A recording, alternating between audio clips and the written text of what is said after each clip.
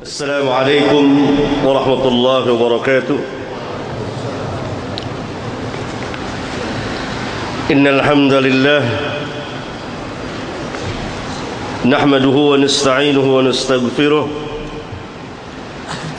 ونعوذ بالله من شرور أنفسنا ومن سيئات أعمالنا. من يهده الله فلا مضل له ومن يضلل فلا هادي له، وأشهد أن لا إله إلا الله وحده لا شريك له، وأشهد أن محمدا عبده ورسوله. أما بعد، فإن أصدق الحديث كتاب الله، وأحسن الهدي هدي محمد صلى الله عليه وسلم، وشر الأمور محدثاتها، وكل محدثات بدعة، وكل بدعة ضلالة، وكل ضلالة في النار.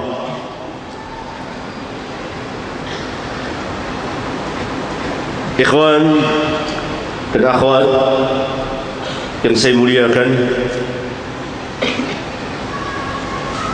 pada pagi hari ini sedikit kita akan membahas permasalahan an-nikah.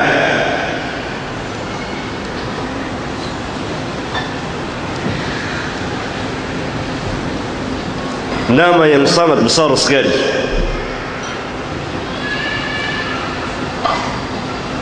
yang selalu disebut-sebut, diingat, dikenal, dinantikan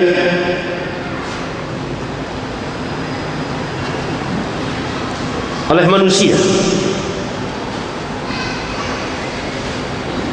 berjalan sesuai dengan fitrah yang ada pada manusia.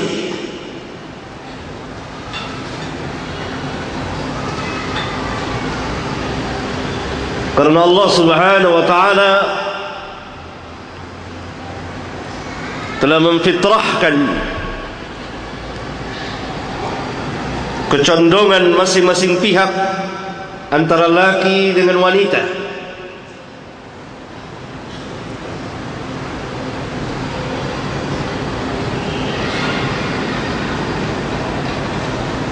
Oleh kerana itu,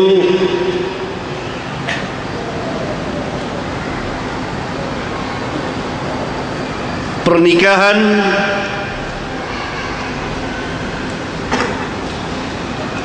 berlangsung terus-menerus sepanjang sejarah umat manusia.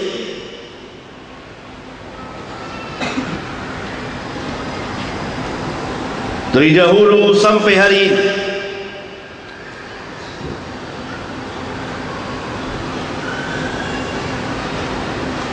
mereka melangsungkan pernikahan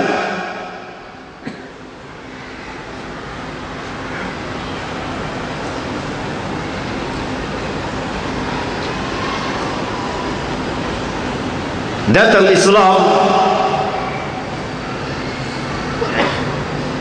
mengatur pernikahan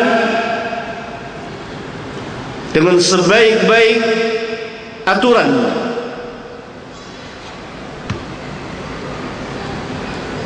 Yang berjalan sesuai dengan syariat Rabbul Alamin.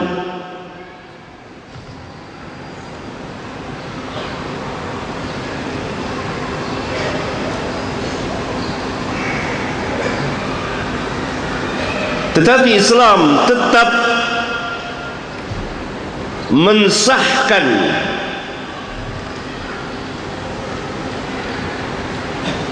yang namanya pernikahan bukan zina. Apabila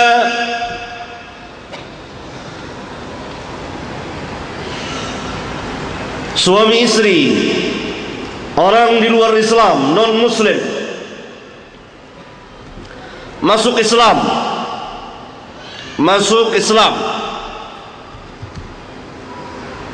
dan mereka telah ada ikatan pernikahan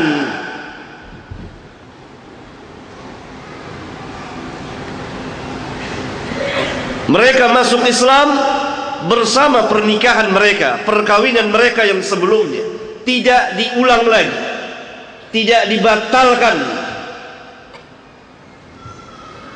tidak diperbaharui.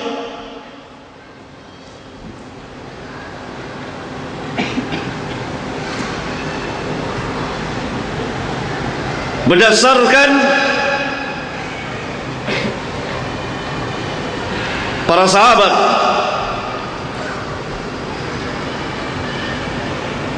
dan termasuk putri Rasulullah sallallahu alaihi wasallam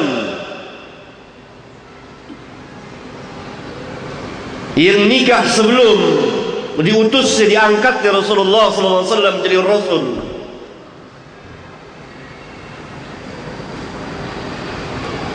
Kemudian mereka masuk ke dalam Islam. Putri Nabi sallallahu alaihi wasallam mengikuti ayahnya, beriman kepada ayahnya sebagai Nabi dan Rasul, menyusul suaminya.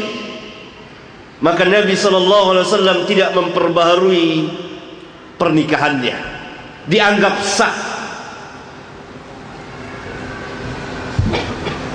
Nikah suatu pernyataan yang disaksikan oleh manusia, ikatan dua orang antara laki dengan wanita yang mengadakan ikatan pernikahan.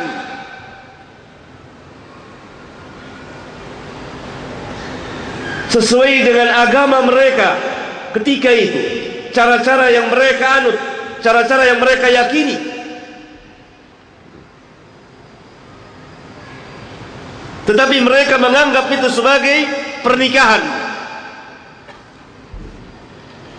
bukan perzinahan.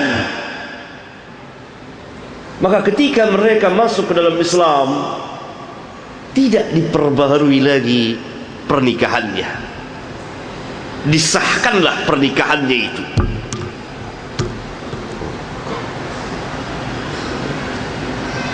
Berbeda orang yang telah masuk Islam. Dua orang muslim dan muslimah melangsungkan pernikahan dengan cara-cara yang tidak islami, maka tidak sah nikahnya. Karena Islam telah mengatur pernikahan sedemikian rupa, dengan lengkap dan sempurna. Saya jelaskan ini menunjukkan kebesaran nikah itu, kemuliaan nikah itu, kehormatan pernikahan itu sendiri.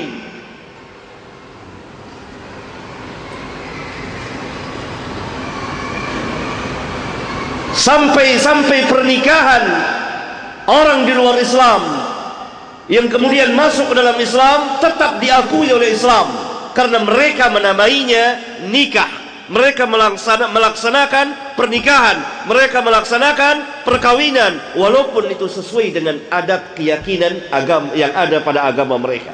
Tapi mereka menamakannya pernikahan, bukan perzinahan. Dengan demikian terjadilah tafriq, pembeda yang sangat nyata dan mencolok sekali antara nikah dengan zina.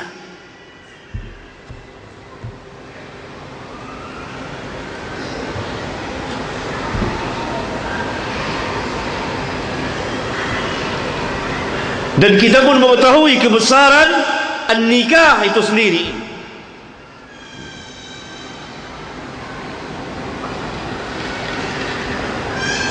Kitab ini saya tulis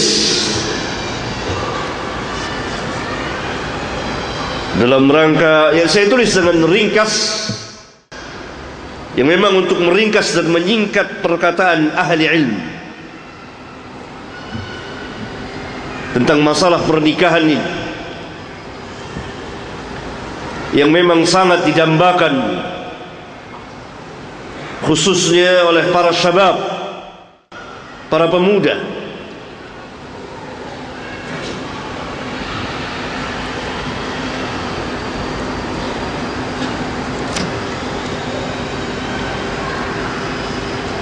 Bagi mereka yang akan melaksanakan pernikahannya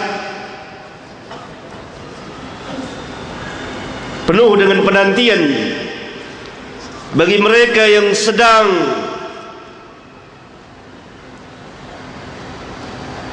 menikmati pernikahannya, bagi mereka yang telah melangsungkan pernikahannya,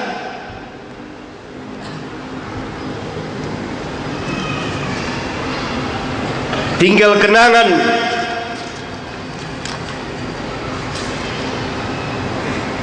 yang sangat indah.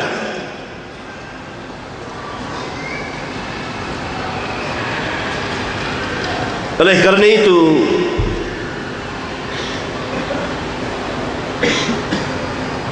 Utsman bin Affan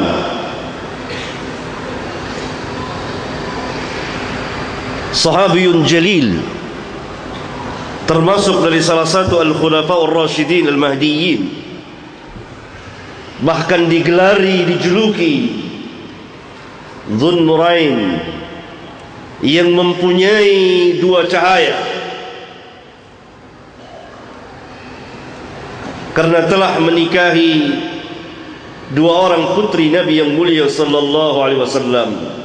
Yang pertama kemudian wafat dan Nabi nikahkan lagi, dan Nabi sallallahu alaihi wasallam nikahkan lagi dengan putrinya yang lain, sehingga digelari dia orang yang mempunyai dua cahaya.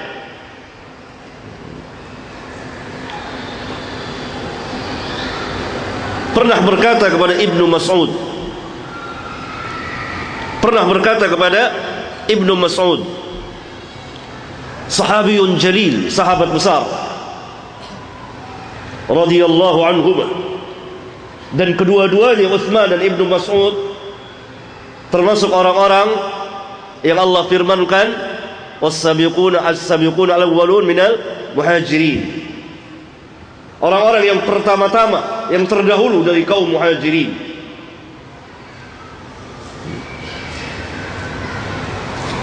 Kedua-duanya telah sampai pada usia,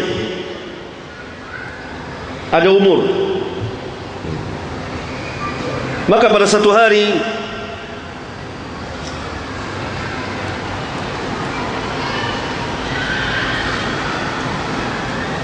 Utsman berkata, lihat halaman 17 di kitab saya ini. Berkata Alqamah, seorang tabi'in, aku pernah bersama Abdullah bin Mas'ud, lalu Utsman bin Affan menjumpainya di Mina. Maka Utsman berkata kepada Abdullah bin Mas'ud, hai Abu Abdurrahman, sesungguhnya saya mempunyai keperluan kepadamu, saya berhajat kepadamu. Lalu keduanya menyendiri, dua orang sahabat besar ini. Maka Utsman berkata kepada Abdullah bin Mas'ud, hai Abu Abdurrahman, maukah engkau aku nikahkan dengan seorang gadis yang akan mengingatkanmu kepada masa yang lalu? Ibnu Mas'ud telah mencapai usia yang cukup, pernikahan telah berlalu puluhan tahun yang lalu, tinggallah kenangan masa-masa yang indah. Lihat bagaimana sahabat meyakini bahwa pernikahan itu sebuah masalah yang besar, masalah yang indah, yang di dalamnya penuh dengan kesenangan, kebahagiaan, bukan kesusahan. yang penuh dengan kenangan yang tidak dilupakan. Sehingga Utsman berkata kepada Abdullah bin Mas'ud, maukah saya nikahkan engkau dengan seorang gadis yang akan mengingatkanmu kepada masa-masa yang indah yang telah berlalu darimu. Allahu Akbar, Allahu Akbar.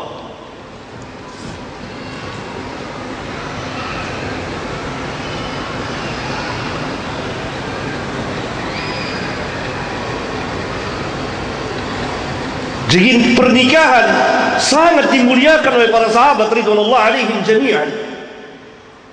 Sangat indah sekali, penuh dengan kebahagiaan, bukan kesengsaraan, karena dia ikatan suci yang langsung diikat, ditentukan oleh Rabbul Alamin dan berjalan sesuai dengan sunnah Rasulullah sallallahu alaihi wasallam. Wahai Abu Abdurrahman, maukah engkau aku nikahkan dengan seorang gadis yang akan mengingatkanmu kepada masa yang lalu? yakni saat-saat atau masa-masa indah di dalam pernikahan ketika Abdullah bin Mas'ud menjadi pemuda. Masa-masa yang indah itu telah berlalu, karena sekarang Abdullah bin Mas'ud dan Utsman bin Affan telah mencapai usia yang tua.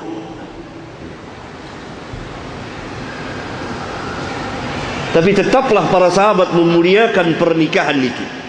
Jadi pernikahan selalu dinantikan, diharapkan, disebut, diceritakan oleh orang yang akan menikah.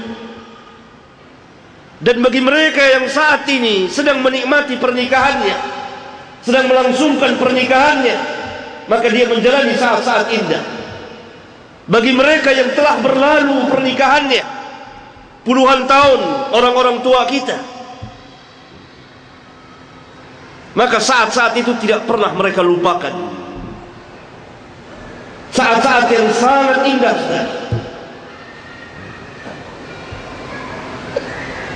Ada kesenangan, ada kelucuan dan lain sebagainya,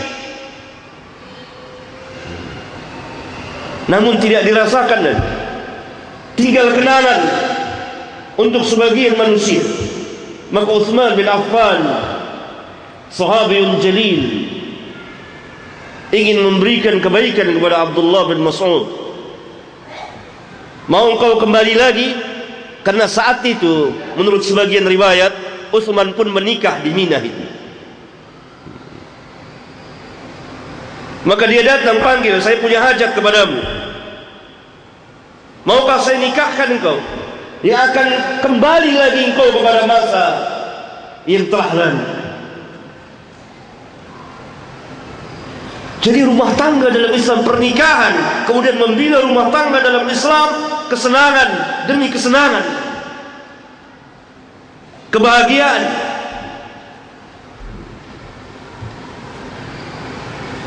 Nah, dari sinilah keluar asbabul wurud, sebab-sebab Abdullah bin Mas'ud membawakan sabda Nabi sallallahu alaihi wasallam yang sangat terkenal di kalangan kaum muslimin dan muslimat. Halaman 16.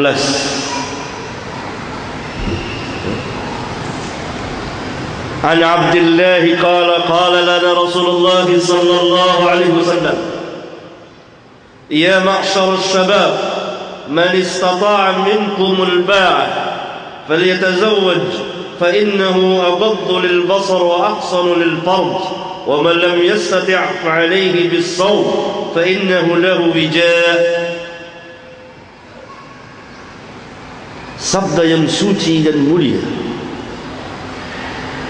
yang menyerukan kepada syabab, kepada para pemuda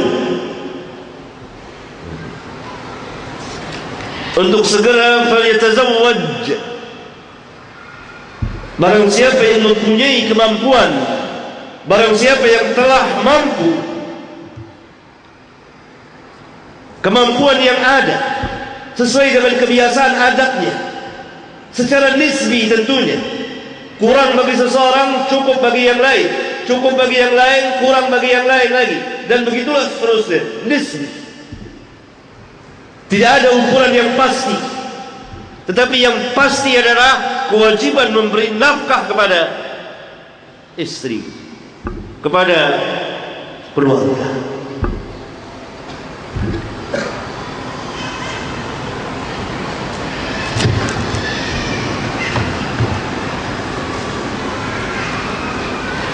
Ikhwan sekalian, kitab ini saya beri judul Pernikahan dan Hadiah untuk Pengantin.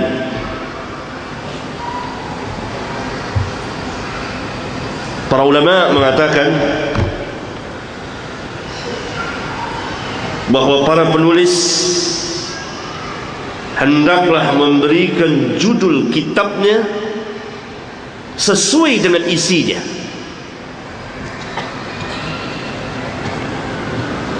Misal kita menulis i'tiqad ahlus sunnah wal jamaah, keyakinan ahlus sunnah wal jamaah,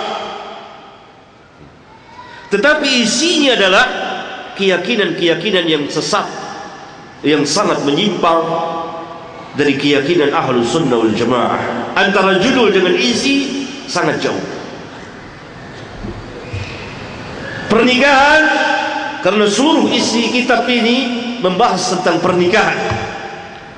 Walaupun yang saya bahas hanya sedikit dinisbahkan dengan pembahasan, kajian, tulisan, keterangan, syarah, penjelasan dari para ulama. Karena saya hanya meringkas perkataan ahli ilmu.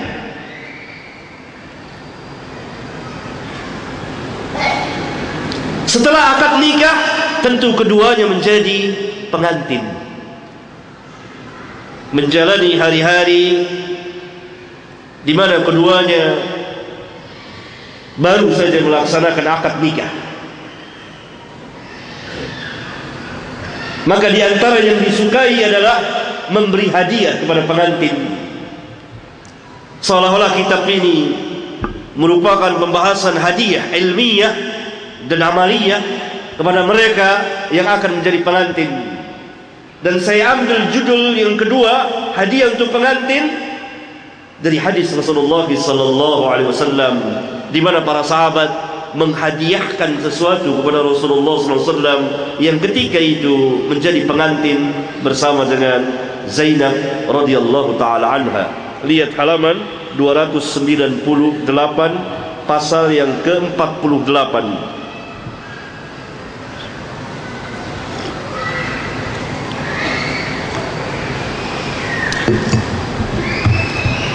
Gahwan. Hadiah untuk pengantin, judulnya. Judul bab ini saya ambil dari Imam Bukhari. Imam Bukhari di kitab sahihnya di bagian kitabun nikah memberikan judul seperti ini. Saya terangkan di catatan kakinya. Ini adalah bab ke-65 kitab nikah yang diberikan oleh Imam Bukhari di kitab sahihnya. Hadiah untuk pengantin. Dasarnya adalah hadis ini. Kita lihat. An Anas bin Malik qala kana an-nabiy sallallahu alaihi wasallam arusan bi Zainab faqalat li Sulaim law ahdayna li Rasulillah sallallahu alaihi wasallam hadiyatan. Dari Anas bin Malik, dia berkata, ketika Nabi sallallahu alaihi wasallam pengantinan, memasuki hari-hari setelah akad nikah dengan Zainab, maka ibuku Sulaim berkata kepadaku, kalau sekiranya kita memberikan hadiah kepada Rasulullah sallallahu alaihi wasallam dengan sebuah hadiah, maka kata Anas, saya menjawab, lakukanlah. Maka ibuku segera mengambil korma dan samin dan susu kering, mencampurnya menjadi satu, lalu dia membuat hais, makanan orang Arab, di dalam satu periuk besar. Kemudian dia meminta kepadaku untuk membawanya kepada beliau. Maka saya pun segera membawanya kepada beliau. Maka beliau bersabda kepadaku, letakkanlah di sini. Hadiah bagi pengantin, dan telah berlangsung sejak zaman Rasulullah sallallahu alaihi wasallam, berupa apa saja. Maka kitab ini semoga menjadi hadiah bagi mereka yang menjadi pengantin. Ikhwan dan akhwat yang saya muliakan, kitab ini saya susun menjadi 5 bab. Setiap bab terdiri dari beberapa pasal. Oleh karena itu membacanya harus berurutan, tertib, sehingga mudah dipahami. Karena saya tulis kitab ini agak lama, dan saya pilih kata-kata agar kaum muslimin dan muslimat dapat memahaminya dengan mudah. Paling tidak sebagiannya atau sebagian besarnya. Dan saya ringkas perkataan-perkataan itu, tidak terlalu bertele-tele, berpanjang-panjang, sehingga membuat kita bosan, kecuali di tempat-tempat yang diperlukan, yang memang harus saya panjangkan. Bab pertama dengan judul sebelum nikah. Pranikah. Sebelum nikah, seperti para pemuda yang belum pernah merasakan pernikahan sebelum nikah, maka hendaklah mereka melihat pasal-pasal ini. Islam memerintahkan dan menganjurkan umatnya untuk menikah. Kemudian larangan tabattul dan khisa, yang membedakan antara Islam dengan kehidupan kependetaan, yang akhirnya mereka pun berbuat sebagaimana yang kita lihat dan kita saksikan. Perintah kepada para pemuda yang telah mampu untuk segera menikah, dan bahkan orang yang tidak mampu tetapi dia menikah. Ini lebih ajib lagi. Tidak mampu tapi dia menikah.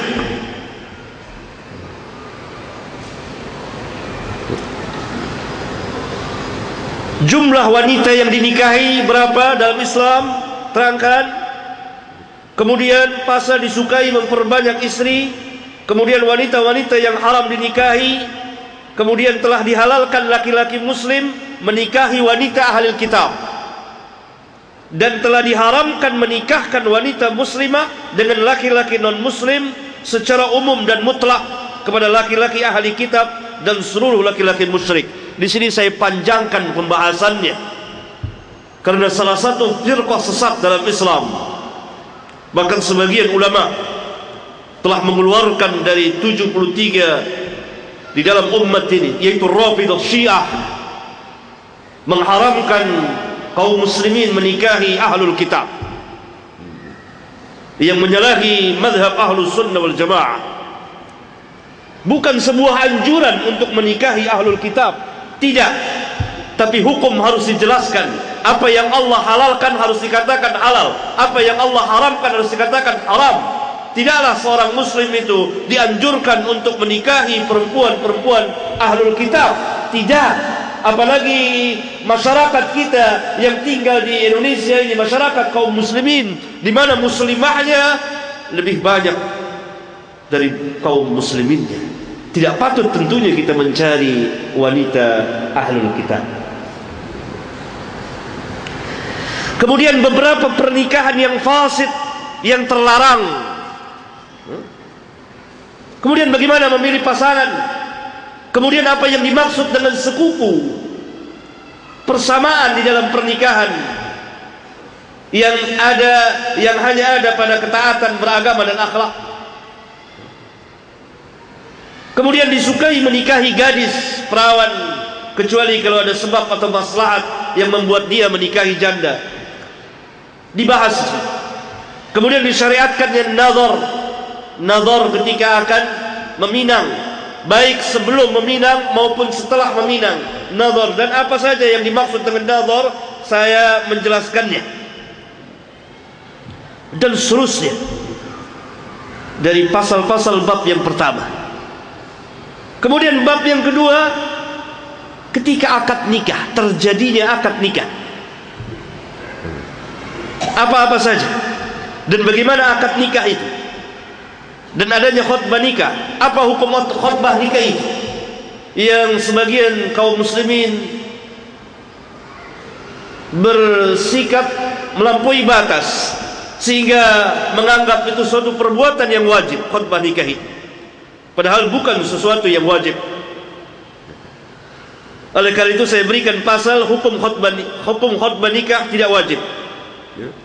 Kemudian yang ketiga, setelah akad maka ada walimah dan jadilah keduanya sebagai pengantin. Maka bab yang ketiga menjelaskan tentang walimah dan pengantin.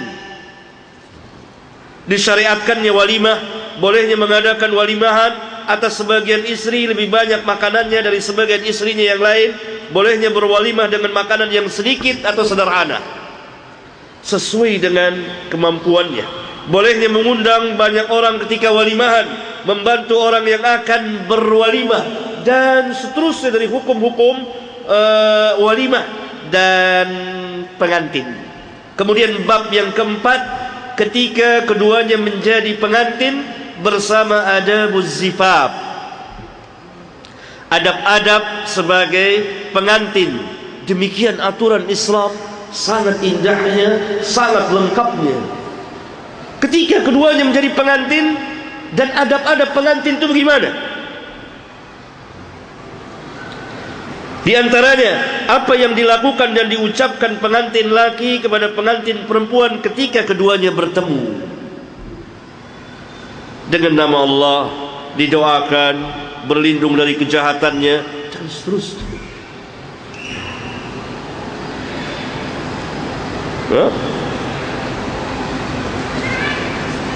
Bab yang keempat ini. Kemudian bab yang kelima, selesai masa pengantinan, maka keduanya telah menjadi suami istri, hidup sebagai suami istri. Ketika keduanya menjadi suami istri, maka ada beberapa pasal, 3 buah pasal saya jelaskan. Yang pertama,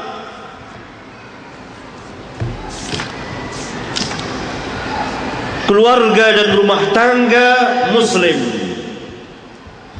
Keluarga dan rumah tangga muslim, perkawinan yang merupakan ikatan suci dan mulia di antara laki-laki dan wanita sehingga keduanya menjadi suami istri. Halaman 336. Yang kemudian terbentuklah sebuah keluarga atau rumah tangga bersama anak-anak mereka adalah merupakan sumber kekuatan yang sangat besar sekali yang akan membentuk masyarakat kaum muslimin menjadi masyarakat Islami yang berjalan sesuai dengan apa yang Allah syariatkan melalui lisan Nabi-Nya yang mulia sallallahu alaihi wasallam. Jadi pernikahan merupakan ikatan suci dan mulia. Banyak dalil tentang itu yang mengikat keduanya sehingga menjadi suami istri. Maka terbentuklah sebuah rumah tangga yang kemudian lahirlah anak-anak mereka. Dan kalau ini berjalan sesuai dengan syariat Rabbul Alamin, semampu apa yang dapat kita lakukan, maka ini merupakan sumber kekuatan yang sangat besar bagi kaum muslimin. Kekuatan yang sangat besar. Sehingga di dalam keluarga itu tidak lain melainkan qala Allah qala Rasul, qala Allah qala Rasul, qala Allah qala Rasul.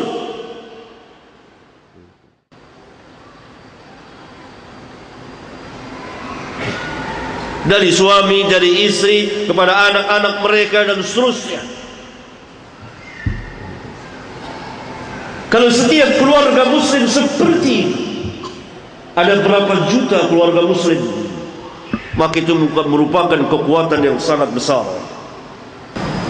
Islam menjelaskan masalah suami istri bersama anak-anak kedua dengan sangat luas sekali dan terperinci. Hal ini dapat kita ketahui dari Alkitab dan Sunnah, dari para ahli ilmu sebagai pewaris para nabi dan rasul.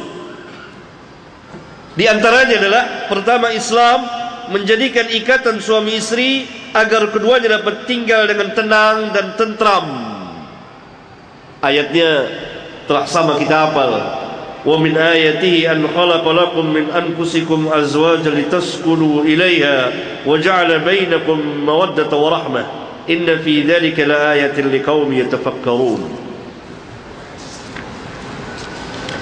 Yang kedua, Islam menjadikan suami sebagai pemimpin umum dan tertinggi yang memimpin keluarganya, yaitu istri dan anak-anaknya.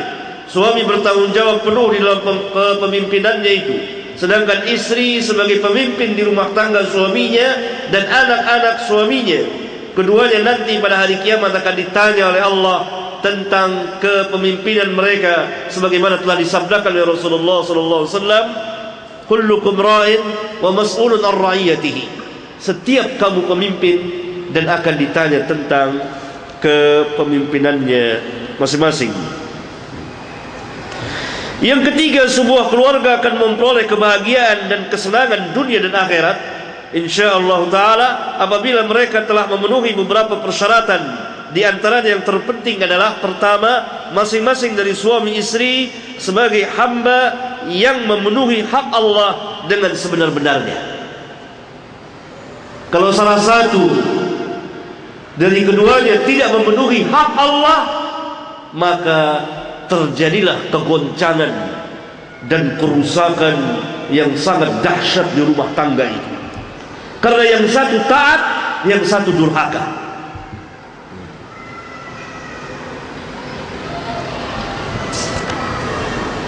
Yang kedua, masing-masing dari suami istri memenuhi haknya. Kalau salah satu tidak memenuhi haknya yang menjadi kewajibannya, maka akan terjadi kerusakan yang besar dan fitnah yang melebar dalam rumah tangga itu. Nah, kemudian saya menjelaskan di antara hak-hak istri yang wajib ditunaikan suami dan hak-hak suami yang wajib ditunaikan oleh istri. Selesailah kitab ini sampai kepada suami istri dan yang menjalani kehidupannya. Sebetulnya ini dapat dibuat satu kitab kembali. Adapun tentang urusan talak dan lain sebagainya, ada kitab tersendiri yang dipisahkan oleh para ulama dari kitab nikah.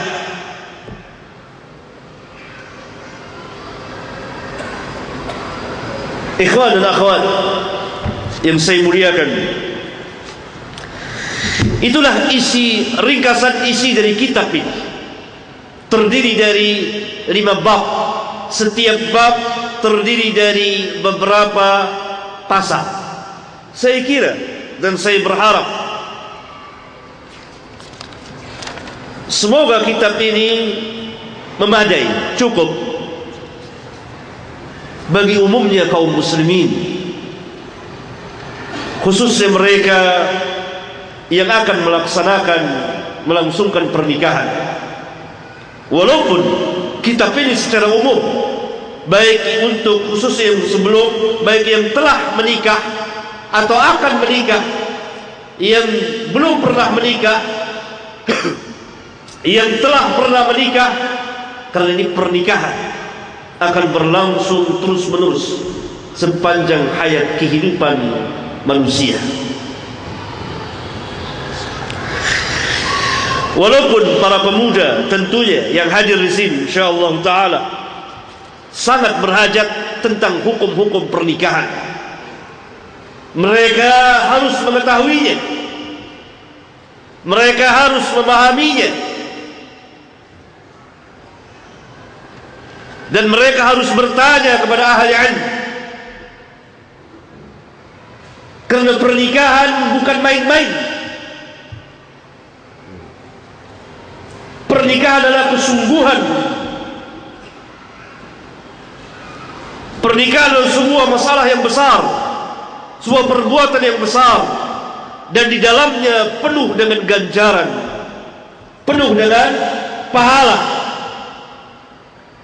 Apalagi bagi kaum laki-laki, kedua-duanya dapat tentunya. Tapi bagi laki-laki, bagi suami, mempunyai tanggung jawab yang besar. Sehingga kata Nabi SAW, tidak engkau masukkan sesuap makanan ke dalam mulut istrimu. Yang dimaksud adalah, walaupun engkau memberi makan sedikit kepada istrimu, apa saja yang engkau beri makan kepada istrimu, dan engkau mencari wajah Allah, maka Allah akan memberikan ganjaran. Itu baru sesuap. Bagaimana kalau sepiring? Bagaimana kalau istrinya makannya banyak?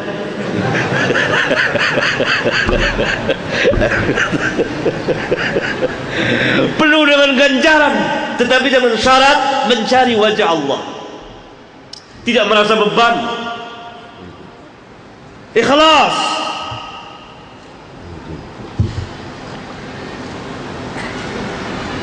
Bahkan Nabi SAW mengatakan, wa fi bud'i ahadikum, dan dalam hubungan kamu, di antara keduanya, hubungan suami istri, ada ajrun, ganjaran,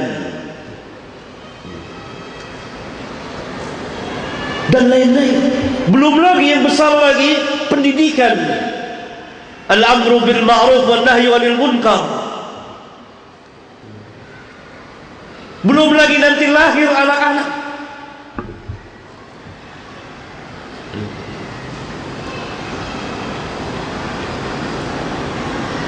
Demikian juga istri, sebagai pemimpin di rumah tangga suaminya,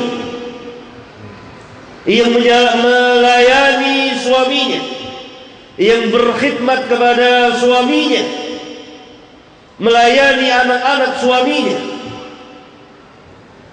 Dikatakan anak-anak suami karena nasab bersandar kepada suami. Wal mar'atu ra'iyatun fi baiti zawjiha wa waladihi. Seorang istri adalah pemimpin di rumah tangga suaminya dan anak-anak suaminya. Tidak dikatakan anak-anaknya, tapi anak-anak suaminya. Karena suami pemimpin rumah tangga, nasab disandarkan kepada suami, pendidikan disandarkan kepada suami.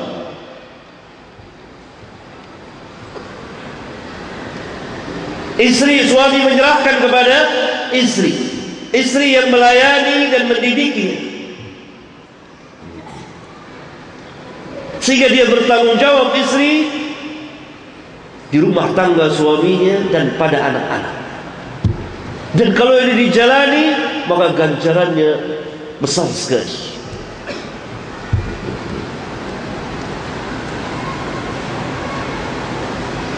Rasulullah sallallahu alaihi wasallam bersabda, ayyuma imra'atin sallat khamsaha wa shamat shahraha wa hafizat farjaha wa ata'at ba'laha dakhalatil jannah. Siapa saja perempuan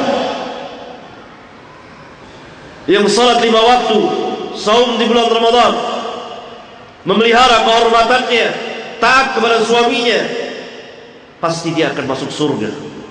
Dalam riwayat yang lain, dari pintu mana saja yang dia suka. Ketaatan kepada suami, di sini saya jelaskan. Jadi pernikahan dalam Islam dijanjikan oleh Allah dan Rasulnya penuh dengan pahala, penuh dengan ganjaran.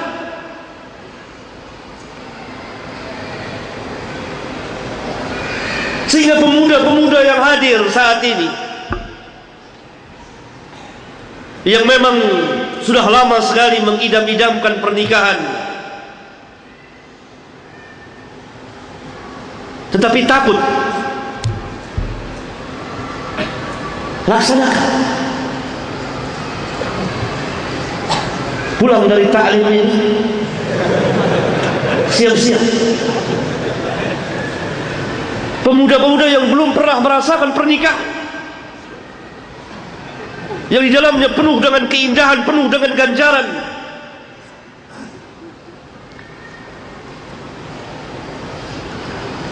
Karena itu saya dengar-dengar sebelum ini, Ustaz nih bakal banyak yang hadir pemuda-pemuda ini. Dan saya lihat memang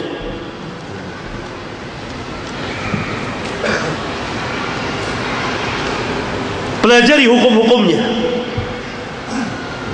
Boleh dari kitab ini, dari kitab yang lain. Banyak sekali ditulis oleh para ahli ilmu tentang kitab pernikahan.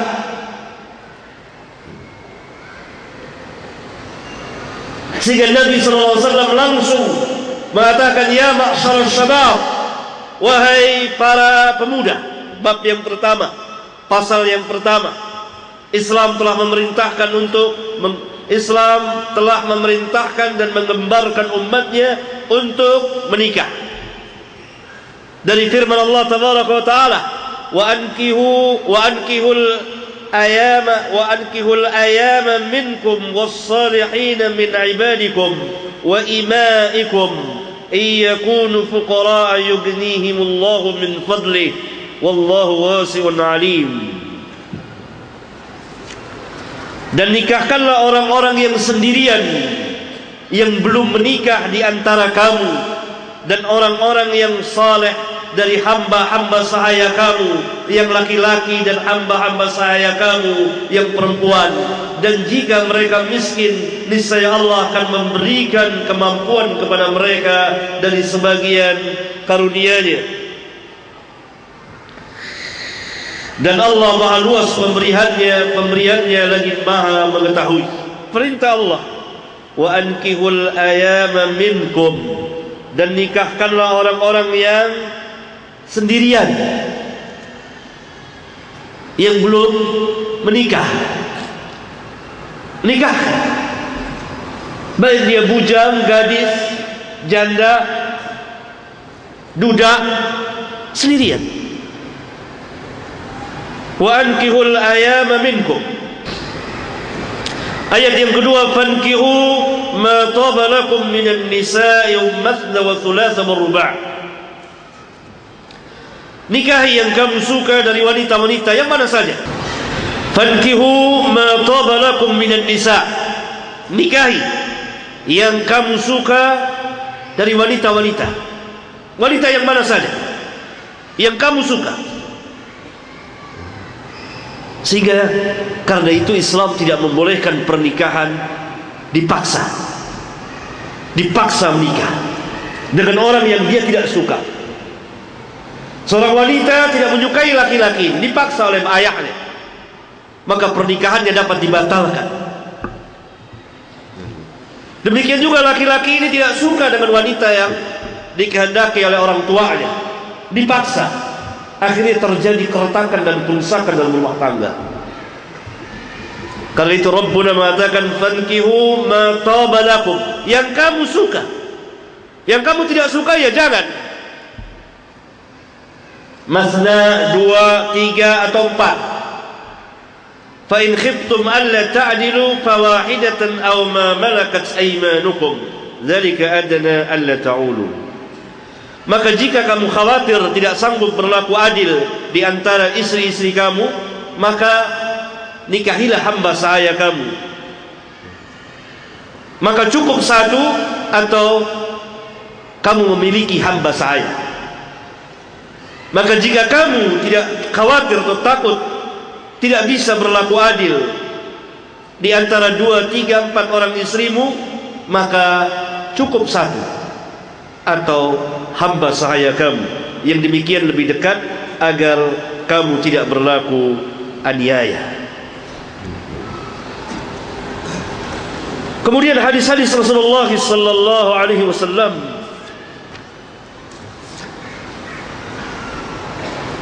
di antaranya yang menarik adalah halaman 19. An Aisyah qalat qala Rasulullah sallallahu alaihi wasallam, an-nikahu min sunnati wa man lam ya'mal bi sunnati falaysa minni wa tazawwaju fa inni mukathirun bikumul umam wa man kana dha tawlin falyankih wa man lam yajid fa alayhi bis siyam fa inna as-sawma lahu wijaa. Dari Aisyah dia berkata, Rasulullah sallallahu alaihi wasallam bersabda, nikah adalah termasuk dari sunnahku.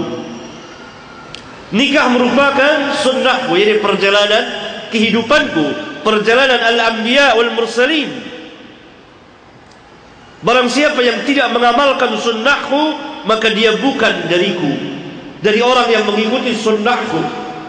Siapa yang membenci pernikahan, siapa yang lari dari pernikahan, maka dia telah menyimpang dari sunnah Nabi yang mulia sallallahu alaihi wasallam. Orang yang tidak nikah tanpa sebab yang dibenarkan dan dia benci dengan pernikahan, maka dia telah menyimpang dari sunnah Rasulullah sallallahu alaihi wasallam. Nikahlah, karena sesungguhnya aku akan berbangga dengan banyaknya kamu di hadapan umat-umat.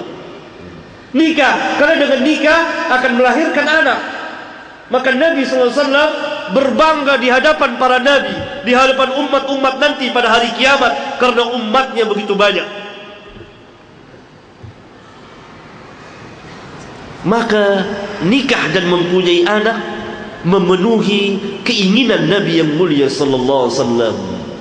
Berarti kita telah memenuhi harapan Nabi yang mulia sallallahu alaihi wasallam.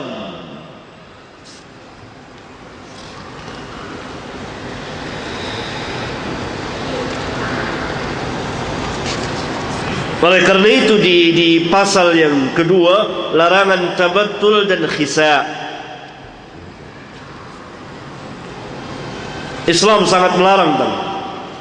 Kemudian di pasal yang ketiga, perintah kepada para pemuda. Kemudian orang yang tidak mampu tetapi menikah.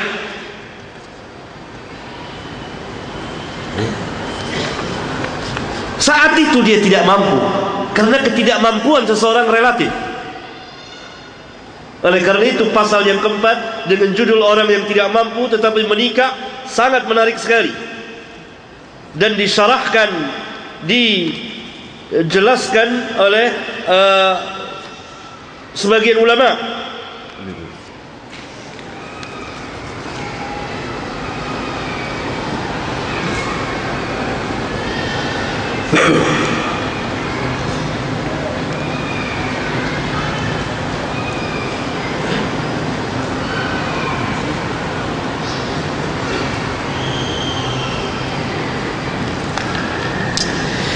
Halaman 33, setelah saya membawakan hadisnya dari seorang sahabat yang tidak mempunyai mahar, tidak punya mahar kecuali maharnya ayat Al-Quran yang dia hafal. Bukan memberikan mushaf, bukan memberikan mushaf, bukan. Ayat Al-Quran dia hafal, dia ajarkan istrinya surat Al-Baqarah, itu mahar. Dia hanya sebuah kain, tapi dia ingin menikah. Tapi tentunya laki-laki ini bertanggung jawab. Tidak setelah nikah dia berpangku tangan, membiarkan keduanya tidak makan. Dia mencari nafkah. Dia mencari nafkah. Dia memberi nafkah kepada istrinya. Karena laki-laki harus mencari nafkah, wajib hukumnya. Menarik perhatian kita, Al-Imam Al-Bukhari di kitab sahihnya di bagian kitab nikah bab ke-15 telah memberikan judul bab seperti di atas.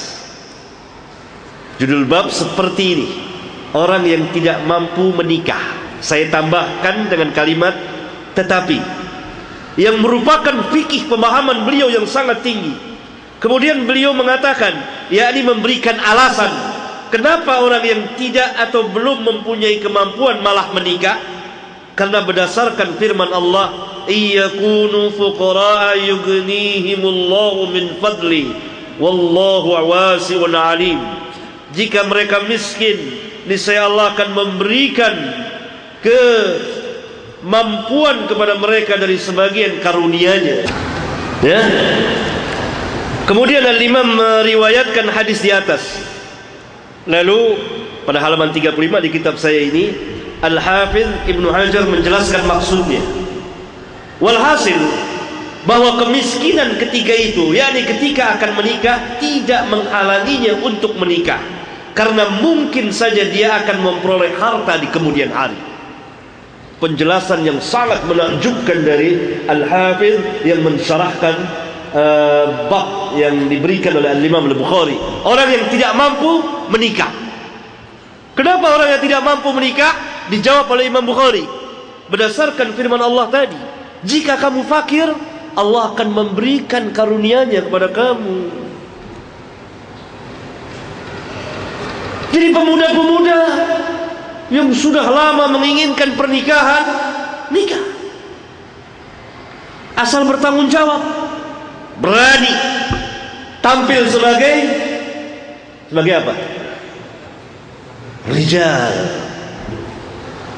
Tampil sebagai rijal, laki-laki. Hati-hati. Berdasarkan hadis tadi, dalam kondisi tertentu, seorang sangat ingin menikah, dia belum punya kemampuan yang cukup, misalnya dia sangat ingin menikah, maka laksanakan.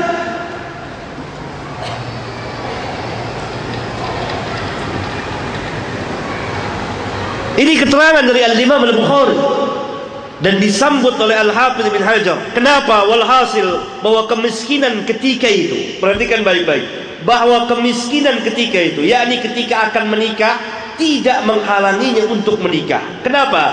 Karena mungkin saja dia akan memperoleh harta di kemudian hari. Berarti orang harus hidup apa? Optimis, penuh harap, bukan pesimis seperti kehidupan kita saat ini, penuh dengan pesimis, dan seolah-olah kita mengetahui masa depan. Wa ma tadri nafsum madza taksibu ghadan, kata Allah. Seseorang tidak tahu apa yang akan dia usahakan besok.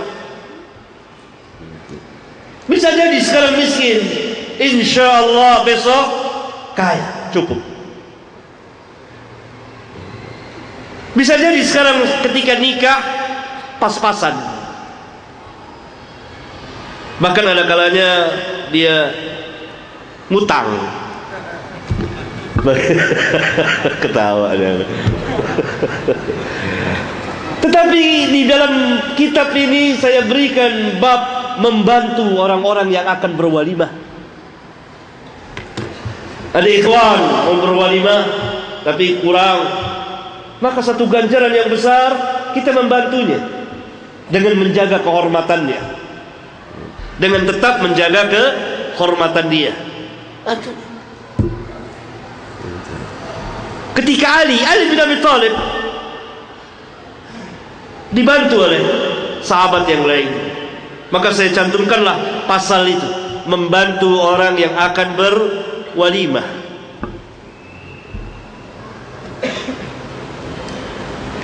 Jadi sangat besar sekali perkataan Al-Hafidh yang menunjukkan jiwa yang besar, karena orang muslim memang jiwanya besar. Sekarang kita hidup di kehidupan, masuknya kehidupan orang-orang kufar. Ini belum ada, nanti bagaimana, nanti ini, nanti ila akhirih. Dari hal-hal materi, padahal itu nisbi. Lihat perkataan Al-Hafiz. Walhasil kemiskinan tidak menghalanginya untuk menikah, karena mungkin saja dia akan memperoleh harta di kemudian hari. Yakni kekayaan dan kemiskinan sifatnya nisbi, relatif. Sekarang kaya, besok miskin. Sekarang miskin, besok kaya. Semuanya berjalan sesuai dengan takdir dari Rabbul Alamin. Sedangkan kita berjalan dari satu takdir Allah ke takdir Allah yang lainnya. Sekarang miskin, tidak punya, maka untuk punya kita pindah ke takdir Allah yang lain, yaitu berusaha, berdoa, bekerja. Tidak boleh malas. Yang disalahkan adalah pemuda-pemuda yang malas, yang selalu membuka kedua telapak tangannya atau satu telapak tangannya meminta-minta. Ini bukan pemuda-pemuda Islam secara hakiki. Pemuda Islam gagah berani. Antum tidak lihat sahabat contoh, nggak punya apa-apa, hanya satu kain. Dia mau kasih istrinya maharnya kain. Dia kata sahabat, kalau dia potong kain itu dia pakai apa? Kalau itu buat maharnya dia gimana? Nggak bisa. Berani. Ya Rasulullah, ada perempuan itu kan datang mau menghibahkan dirinya kepada Rasulullah, nikahkan saya. Dilihat oleh Rasulullah ke atas ke bawah, ke atas ke bawah, dan beliau tidak berhajat, tidak tertarik. Maka tampil sahabat, kalau begitu engkau tidak berhajat, nikahkan saya dengan dia.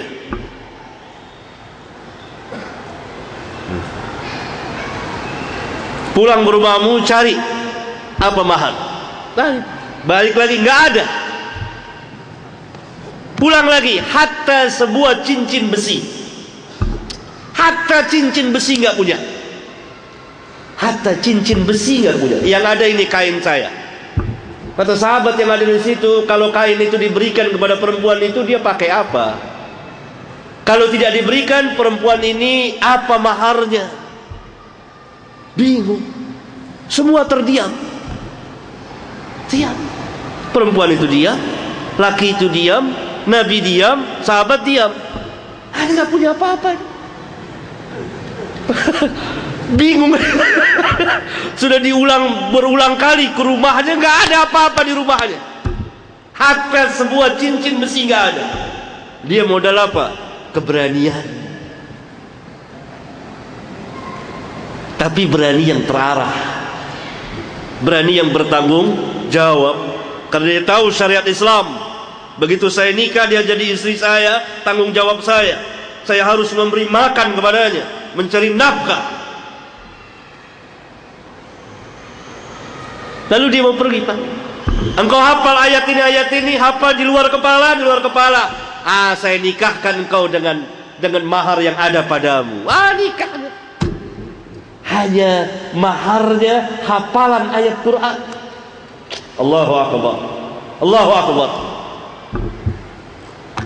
Kisah yang sangat menarik sekali. Yang dari hadis itu tahu para ulama mengeluarkan hukum sampai ratusan. Dari hadis itu, kisah itu, keluarlah sejumlah hukum sampai 100 hukum lebih. Salah satunya adalah dibawakan bab oleh Imam Bukhari, orang yang tidak mampu menikah. Disyarahkan oleh Al-Hafiz, nisbi kekayaan dan kemiskinan itu. Sekarang miskin, sekarang nggak mampu. Ketika dia nikah, tidak mampu, maka di kemudian hari kemungkinan dia menjadi kaya. Tapi kekayaan kan tidak datang begitu saja. Orang harus bekerja, dan ini tidak perlu lagi diterangkan, karena berjalan sesuai dengan kodrat yang ada, yang Allah tetapkan, tentukan, syariatkan pada laki-laki. Yang terlarang adalah pemuda-pemuda yang malas, yang menadahkan tangannya, mengandalkan kedua orang tuanya. Walhal dia mampu bekerja, orang tua boleh saja membantu, boleh saja menginfakkan hartanya, menikahkan anaknya dan seterusnya. Apalagi kalau anaknya itu miskin, orang tuanya kaya, maka dia memberikan nafkah kepada anaknya selama anaknya itu belum mampu berdiri dan bekerja dengan penghasilan yang baik. Maka dia infakkan hartanya kepada anaknya yang telah berkeluarga itu, dia akan memperoleh ganjaran yang sangat besar sekali. Jadi permasalahannya satu, mau atau tidak, bertanggung jawab atau tidak, malas atau tidak.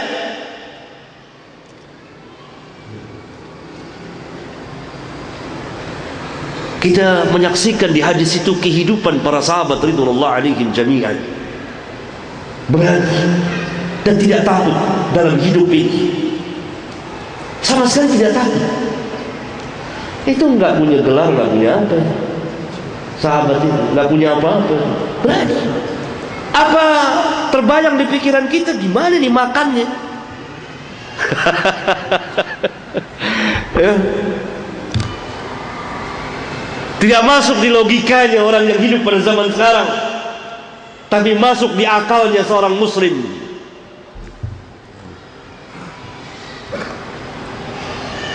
Karena siapa yang memberikan rezeki? Siapa? Allah. Jawaban kita, Allah yang memberikan rezeki. Kita tinggal meminta kepada Allah. Ud'uni astajib lakum. Mintalah kepadaku, pasti akan aku ijabahkan. Kemudian kita menjalani sebab-sebab syar'iyyah yang Allah telah tentukan. Fantashiru fil ard, bertebaranlah kamu di muka bumi. Laki-laki bertebaran di muka bumi mencari nafkah. Ar-rijalu qawwamuna 'ala an-nisa bima faddala Allah ba'dahum 'ala ba'd wa bima anfaqu min amwalihim. Laki-laki adalah pemimpin atas kaum wanita disebabkan Allah telah melebihkan sebagiannya dari sebagian yang lain. Allah telah melebihkan laki-laki dari kaum wanita, dan disebabkan laki-laki memberi nafkah kepada kaum wanita, suami memberi nafkah kepada istrinya. Maka seringkali saya melihat laki-laki yang malas padahal dia mampu, apalagi meminta-minta kepada manusia. Di tengah-tengah jalan melihat orang-orang yang gagah, yang masih kuat, dia menadahkan tangan kepada manusia. Pemuda-pemuda yang malas, yang di rumah, yang tidak bertebaran di muka bumi, mencari nafkah, memohon rezeki kepada Allah Tabaraka wa Ta'ala. Ini bukan laki-laki, bukan rijal. Maka tidak barokah. Kita mencari sebab apa yang kita mampu. Kemudian tawakal, berserah diri kepada Allah dengan penyerahan diri secara mutlak dalam segala keadaan dan menjalani sebab-sebabnya.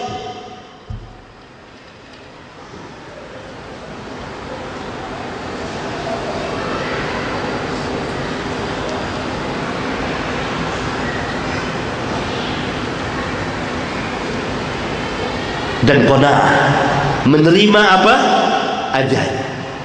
Nikmat, lapar. Qad aflaha man aslama, kata Nabi SAW. Sungguh beruntung orang Islam, rezekinya cukup, qanaah, menerima apa adanya.